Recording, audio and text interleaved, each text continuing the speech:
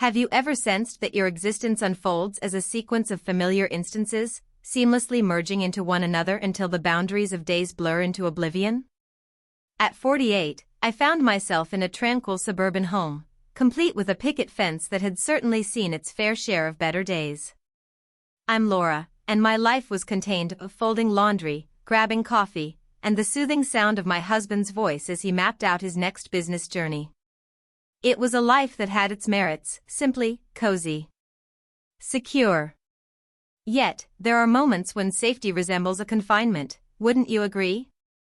At times, a single impulsive decision is enough to shatter that confinement completely. For me, that decision was a dress. I can't quite fathom what drove me to purchase it.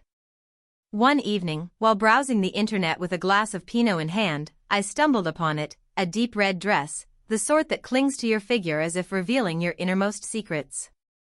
It was audacious, thrilling, a stark contrast to the cardigans and jeans that occupied my wardrobe.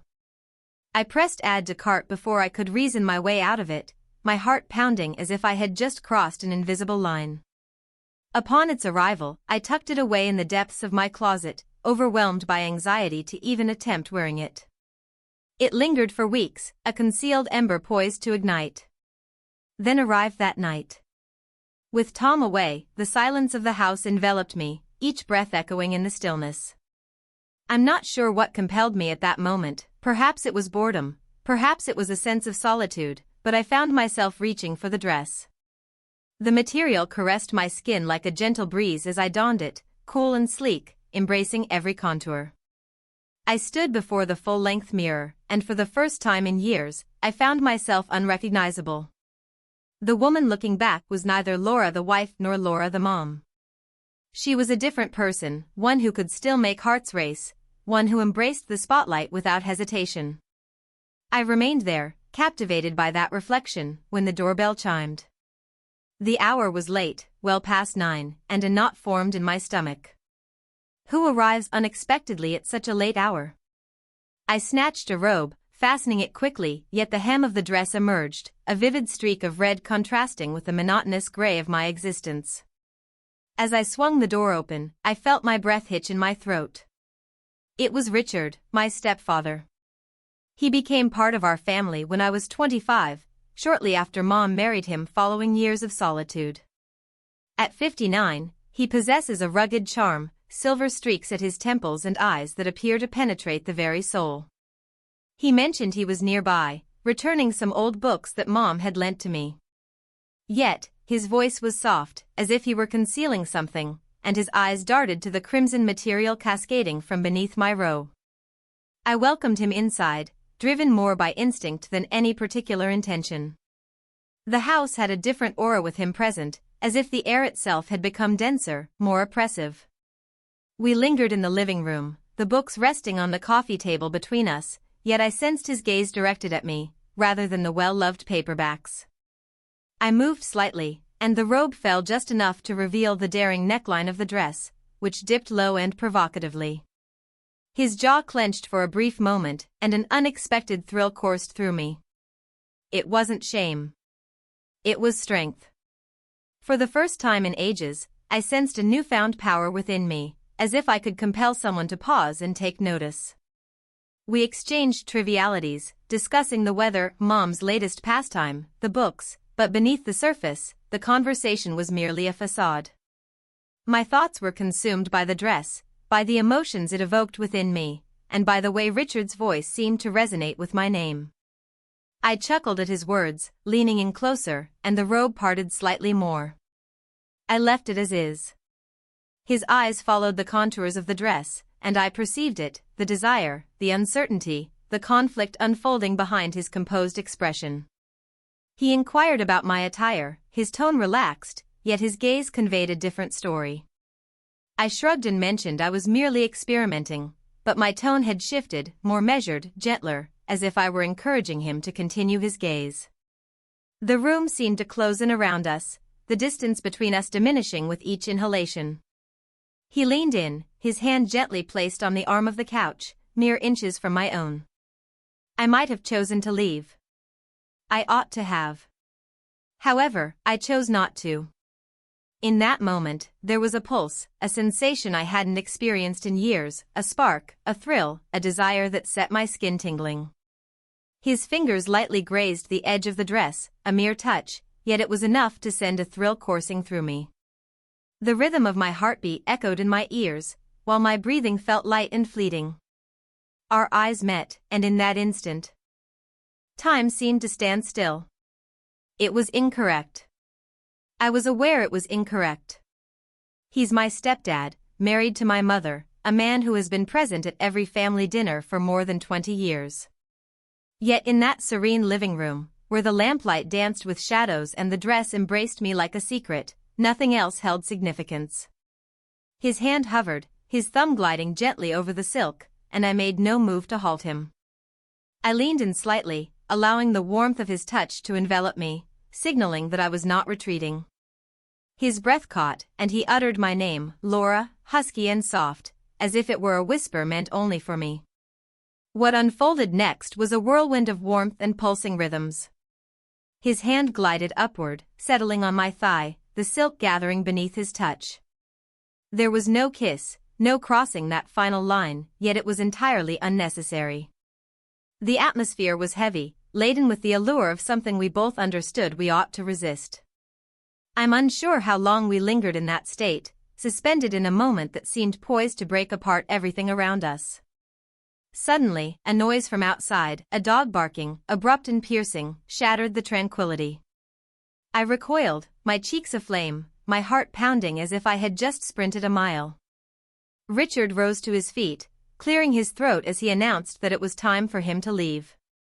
Yet, just before his departure, he turned to me, his gaze deep and inscrutable, and remarked, "That dress, it compliments you." The door shut behind me, leaving me in solitude, the silence overwhelming. I collapsed onto the couch, still wearing that infuriating dress, my hands shaking uncontrollably. What have I just accomplished? What have we just accomplished? It wasn't merely a brush of skin or a fleeting glance, it was a boundary breached, a clandestine truth emerging in the span of one unforgettable evening. The burden of it bore down on me, dense and unavoidable. What would happen if Mom discovered it?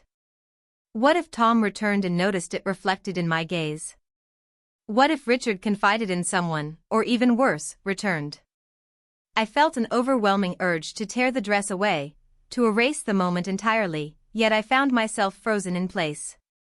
For there exists a hidden corner within me, one I hesitate to acknowledge, where the desire to remember lingers. I yearn to rediscover that spark, to embody the woman reflected back at me, even if it required taking significant risks. The morning following that night, I awoke with the sensation of having held my breath for an eternity. The house was enveloped in an unsettling silence, the sort that amplifies the sound of your own heartbeat.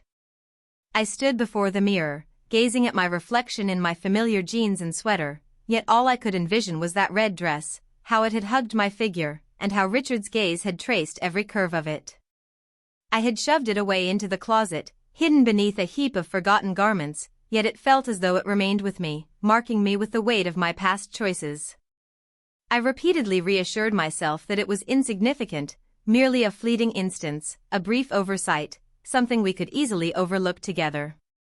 Yet, beneath the surface, I was aware of the truth. A touch like that lingers in memory, a gaze so intense leaves an imprint, and a secret so perilous is not easily forgotten. I drifted through my day like a specter. Brewed a fresh cup of coffee, responded to emails, and exchanged a warm smile with the cashier while picking up some milk at the store. Yet my thoughts drifted elsewhere, reliving each moment of that evening, his hand resting on my thigh, the deepening of his voice as he uttered my name. I found myself anticipating the moment when guilt would wash over me, engulfing me in shame for my actions with my stepdad, my mother's spouse. Yet it never arrived. Instead, there was this longing. A sense of unease enveloped me, as if my skin were constricting, anticipating an event, a moment of release. As the afternoon wore on, I found myself coming apart at the seams. I glanced at my phone repeatedly, torn between hoping for a message from Richard and wishing there wouldn't be one at all. As the doorbell chimed, my heart raced wildly within my chest. I opened the door, and there he stood, on my porch as if he had never truly gone away. Richard, dressed in his typical button-down, appeared just as he always had during our family dinners over the years. Yet his eyes, they had changed. His gaze was piercing, probing, as if he were attempting to look right into my soul. He claimed he'd discovered another book I might be interested in, brandishing a worn paperback, but we both understood it was merely a pretext. The atmosphere around us buzzed, heavy with unspoken words and unexpressed feelings. I welcomed him inside, my voice unwavering even as my hands trembled. We found ourselves in the kitchen once again, the book left behind on the counter. I inquired if he desired coffee, merely to break the stillness, yet he remained silent. He moved nearer, just within reach, and I caught the scent of his cologne, the familiar fragrance he had worn for ages, yet now it enveloped me like a captivating spell, drawing me closer. He avoided any reference to the dress, sidestepped the memory of that night, yet it lingered in every look, every moment of silence. I ought to have taken a step back, shifted the topic, or done anything to maintain some space between us.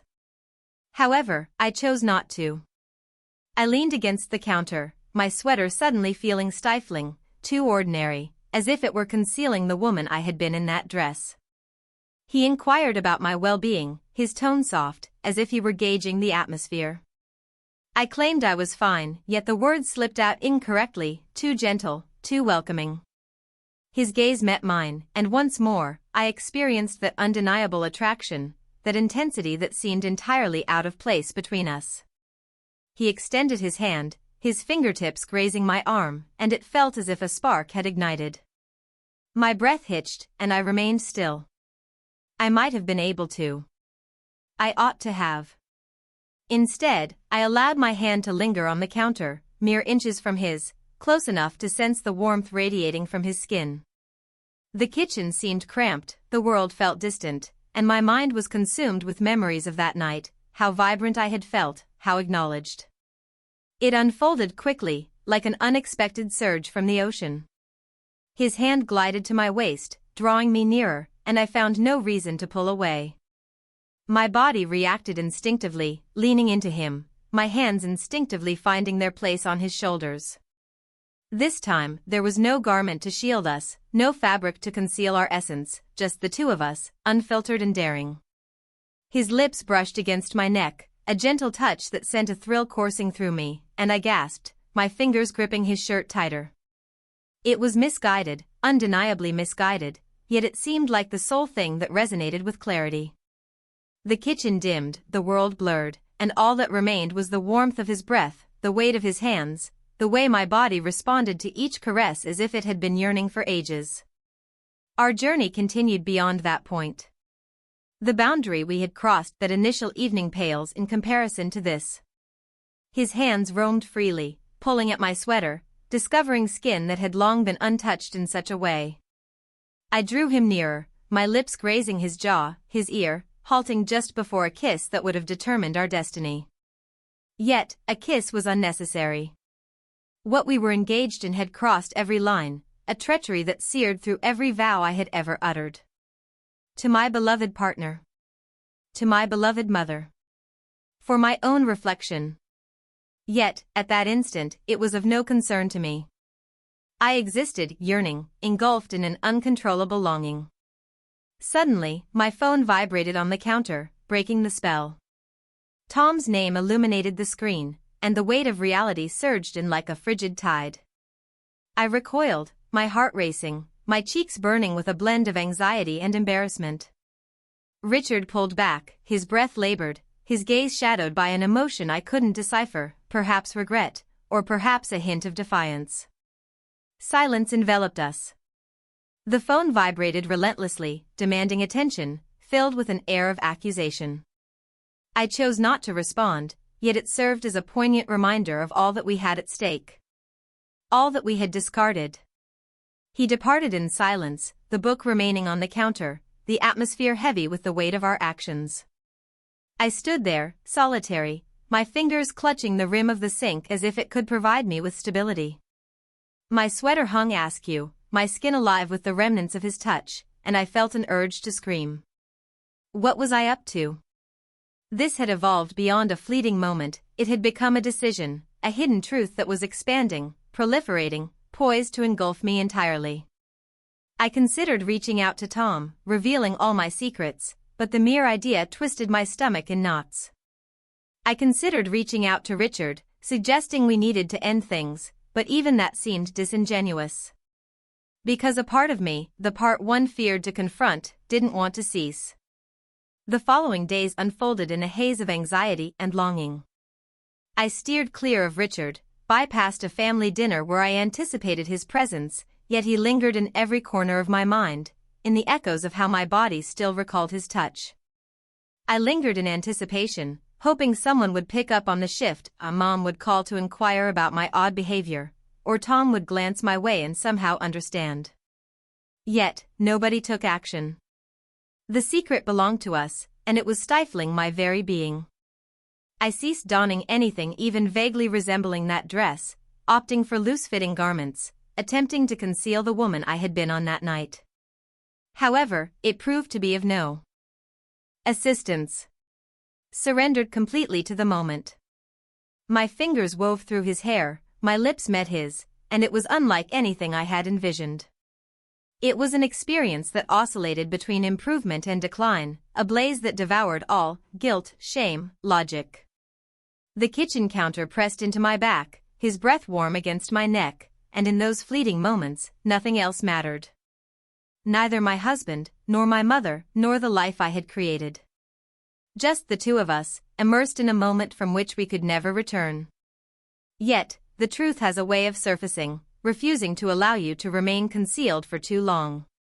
The jarring sound of a key turning in the front door sliced through the fog, harsh and unforgiving. Tom. He was not expected to arrive for hours, yet there he stood, calling out my name as the door creaked open. I pushed Richard aside, my heart racing, my hands frantically trying to arrange my hair, my outfit, anything to conceal the reality. Richard hurried into the living room, grabbing one of those irritating books as if he were merely dropping by for a conversation. I managed a smile as Tom entered, briefcase in hand, his expression weary yet unaware. He acknowledged Richard, inquired about Mom, and I remained there, nodding, my voice trembling and fragile, hoping Tom wouldn't notice the frantic beating of my heart. Richard departed shortly after, his farewell nonchalant, his gaze averted from mine. Tom remained oblivious, unaware of the truth, while I felt an overwhelming sense of suffocation. The kitchen lingered with the scent of Richard's cologne, the counter retained the faint trace of his presence. I went through the routine dinner, casual conversation, bedtime, but internally, I was trembling, anticipating the inevitable downfall. I couldn't shake that moment from my mind, the near miss we experienced, the way I was reluctant to halt even when the sound of the key reached my ears. What sort of individual was I transforming into? The woman in that red dress had transformed from a mere figment of imagination into a vivid reality. She was me, and she exuded danger. The following day, I reached my breaking point. I made my way to Richard's office, a modest accounting firm located across town, my hands clutching the steering wheel as if it could anchor me in place. I failed to make a call in advance, and I didn't prepare my words. I simply had to see him, to bring closure to this or I was uncertain of what else. He sat in his office, papers scattered around him, embodying the familiar figure I had known for years, steady, dependable, secure. Yet, upon seeing me, his expression shifted, and I realized he had been anticipating this moment just as eagerly as I had. I shut the door behind me, my voice quivering as I insisted it needed to end, that we were on the brink of destroying everything, our families, our very existence. He nodded, yet his agreement was absent. He rose to his feet, circled the desk, and halted mere inches away from me. He confessed that I occupied his thoughts, that dress lingered in his mind, and every fleeting moment we had shared was etched in his memory. His voice was deep and unrefined, as if he were admitting to a wrongdoing he felt no remorse for. I felt an overwhelming urge to distance myself, to flee, yet my legs remained rooted in place. His hand cradled my face, his thumb gliding over my cheek, and I sensed myself falling apart. I shared with him the story of Tom, detailing the near miss we had with being discovered, and how Mom had her doubts. He remained unyielding. He suggested we tread lightly, that our secret could remain hidden, that we could nurture this connection between us, and still maintain our lives as they were. It was a falsehood, and we were both aware of it, yet it was a falsehood I yearned to embrace. I couldn't tell you how long we lingered in that moment, his hand gently cradling my face, while my heart felt like it was being ripped to shreds. But then, my phone vibrated in my pocket, and I recoiled as if I'd been scalded. It was my mother. My hands trembled as I replied, her tone cheerful and unaware, inquiring if I could join her for lunch the next day. I muttered a few words, ended the call, and turned to Richard. His expression was a mystery, yet his eyes spoke volumes, silently urging me to make a choice, to embrace him, to embrace our connection. I took a step back, my voice a mere whisper as I confessed to him that I could no longer continue down this path. I turned and walked away, dismissing the ache in my chest, the sensation that each step was a betrayal of something, him, myself, I couldn't quite tell.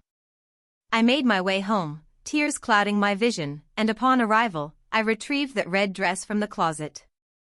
I grasped it, the silk gliding through my fingertips, and for a fleeting moment, I considered wearing it, reaching out to Richard, dashing to him and allowing everything else to fade away. However, I chose not to. I crammed it into a trash bag, navigated to a dumpster on the other side of town, and discarded it. It was as if I was severing a part of my very being, yet it was necessary. I found myself striving to reclaim the woman I once was, the one who never crossed boundaries, who never jeopardized everything for a fleeting spark. Time slipped by, and Richard remained absent from my sight. I steered clear of family gatherings, crafted justifications, and immersed myself in the monotony of daily life. Tom picked up on my distance and inquired if anything was amiss, but I fabricated a response, claiming I was merely fatigued. Mom called, her tone more urgent, saying Richard had been behaving oddly, disappearing for long stretches. The earth trembled subtly underfoot, yet I remained silent, steering the conversation elsewhere. The secret lingered, hidden yet alive, and I understood it would never completely fade. Each night, I found myself awake, contemplating whether I had chosen wisely, if it was possible to possess both, my existence and that thrill, that risk. I'm uncertain about what unfolds next. Perhaps Mother will discover the truth, and all will come undone. Perhaps Richard will arrive at my doorstep once more, and I might lack the resolve to refuse him. Or perhaps I'll hold on to this secret for eternity, tucked away like that dress, a fragment of myself that remains unseen by anyone. Yet, I am certain of one thing, the woman reflected back at me, the one who donned that dress and embraced life, she remains within me. And I'm uncertain if I can ever return to the act of pretending she isn't.